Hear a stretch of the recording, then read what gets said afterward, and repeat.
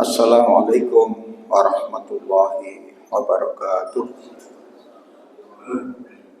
Alhamdulillahirabbil alamin wa bihi nasta'in ala umuri dunya waddin. Asyhadu an la ilaha illallah wahdahu la syarika lah wa asyhadu anna Muhammadan abduhu wa rasuluh. Allahumma shalli wa sallim wa barik ala Muhammad wa ala alihi wa ashabihi ajmain. Amma ba'd. Bapak Ibu Saudara jamaah yang dirahmati Allah, puja dan puji syukur marilah kita panjatkan kehadiran Allah, Tuhan seluruh sekalian alam yang Maha Rahman dan Maha Rahim.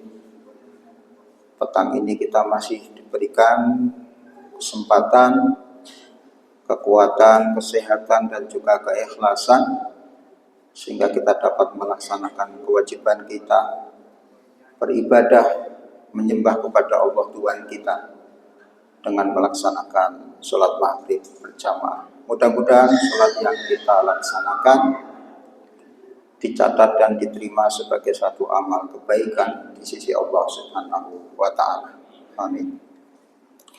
Bapak Ibu Saudara jamaah yang dirahmati Allah, setiap orang tua termasuk kita tentu punya keinginan, punya harapan dan punya cita-cita bahwa anak-anak kita itu akan bisa menjadi anak-anak yang soleh dan solehah. Dan ini penting. Kenapa? Karena fenomena yang ada sekarang ini tampaknya semakin banyak bermunculan cerita-cerita tentang malin kundang. Dulu ketika kita masih sekolah, masih anak-anak, itu kita sering mendengar cerita tentang anak yang durhaka terhadap orang tuanya. Nah, akhir-akhir ini kita juga melihat fenomena itu di Jawa Timur ya.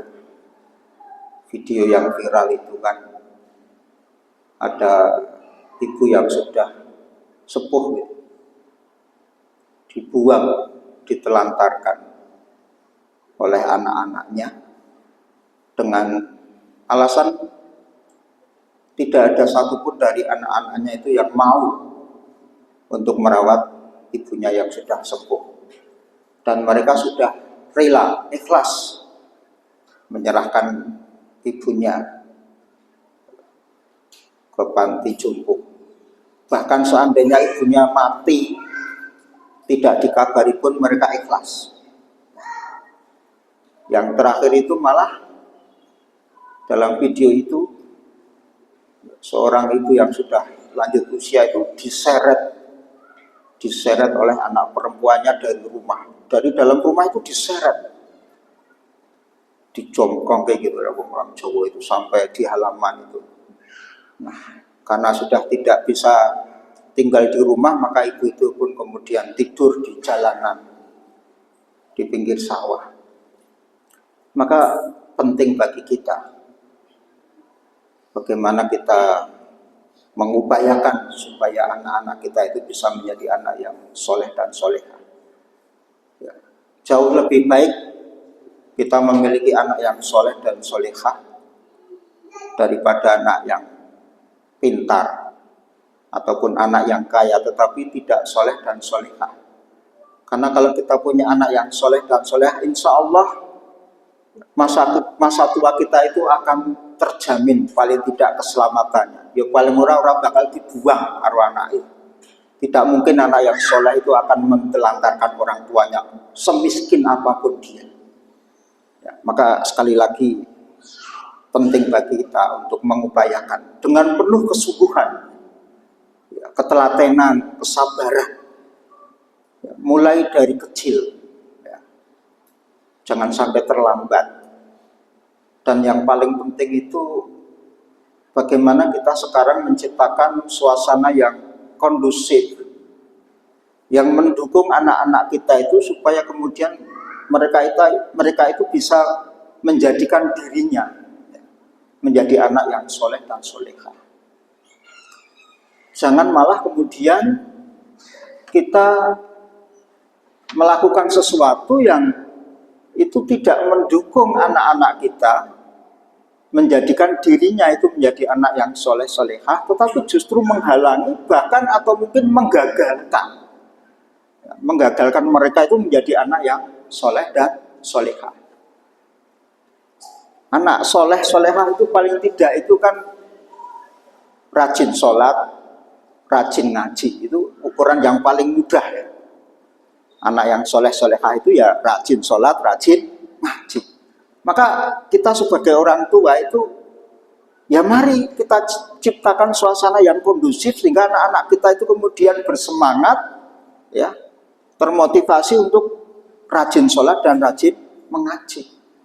Jangan sebaliknya ya, jangan menciptakan suasana yang tidak kondusif sehingga kemudian anak-anak kita menjadi tidak bersemangat ya, tidak termotivasi ya, malas, pesat untuk sholat atau ngaji.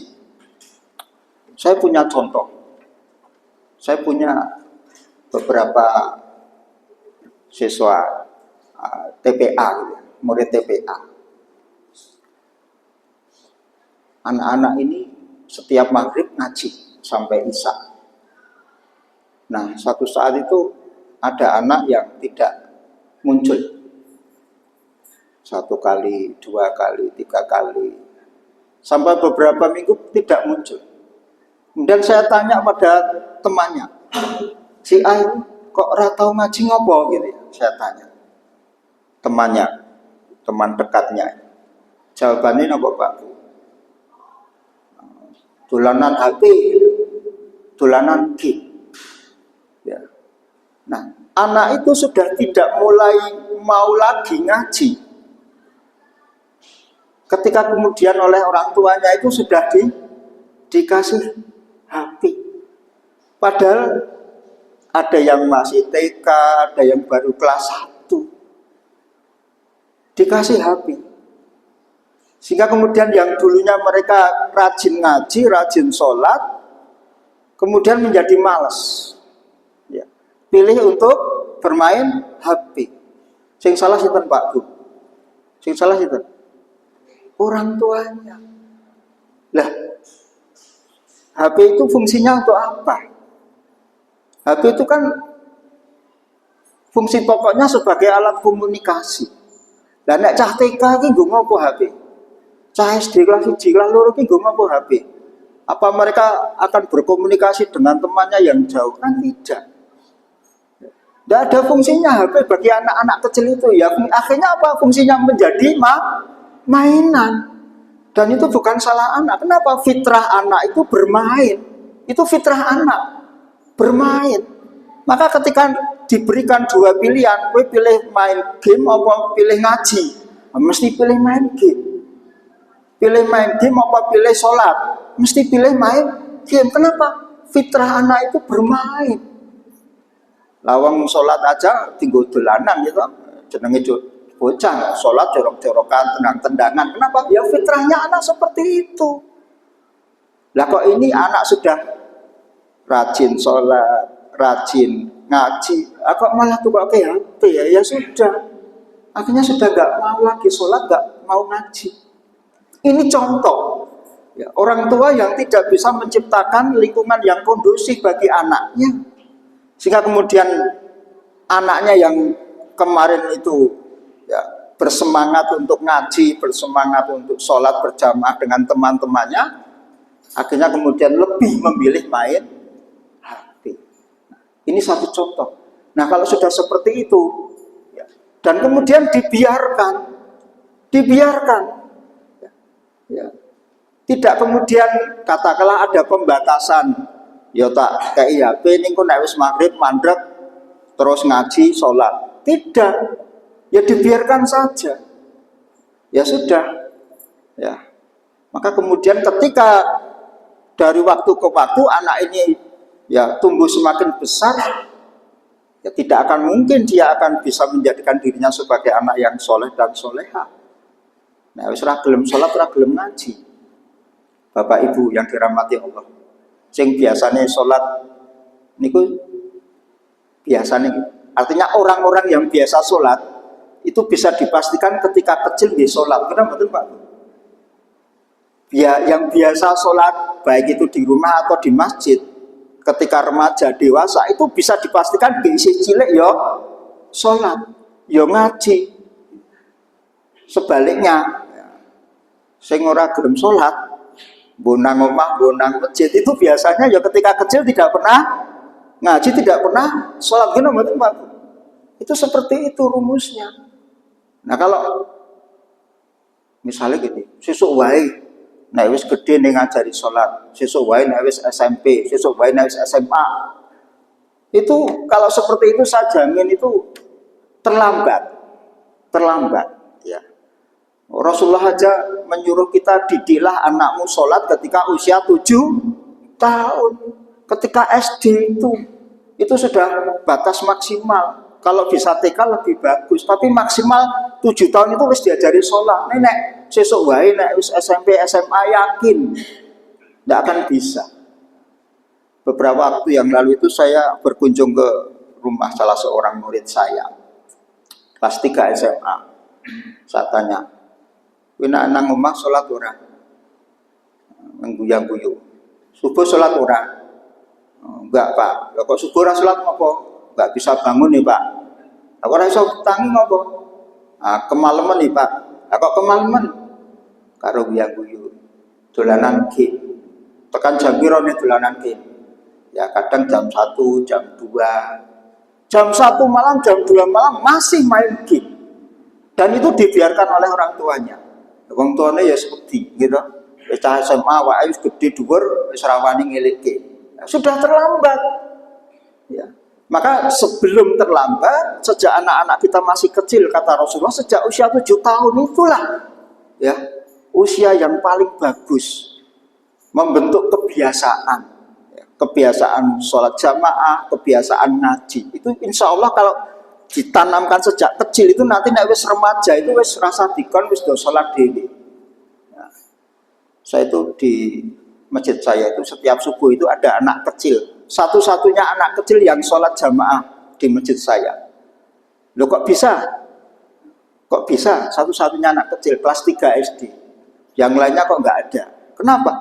Karena sejak masih kecil, masih balita itu oleh simbahnya itu digendong. Angger sholat jamaah itu digowo, digendong. Subuh pun dibawa sejak masih balita.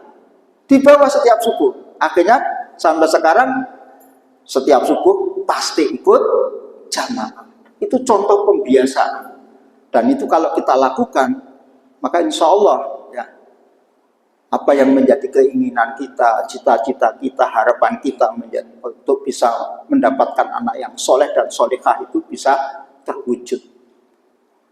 Paling tidak, kalau kita punya anak yang soleh dan solehah, di samping keselamatan kita terjamin pada ketika kita sudah berusia lanjut gitu ya. Paling tidak kita itu akan terjamin keselamatan kita di alam kubur.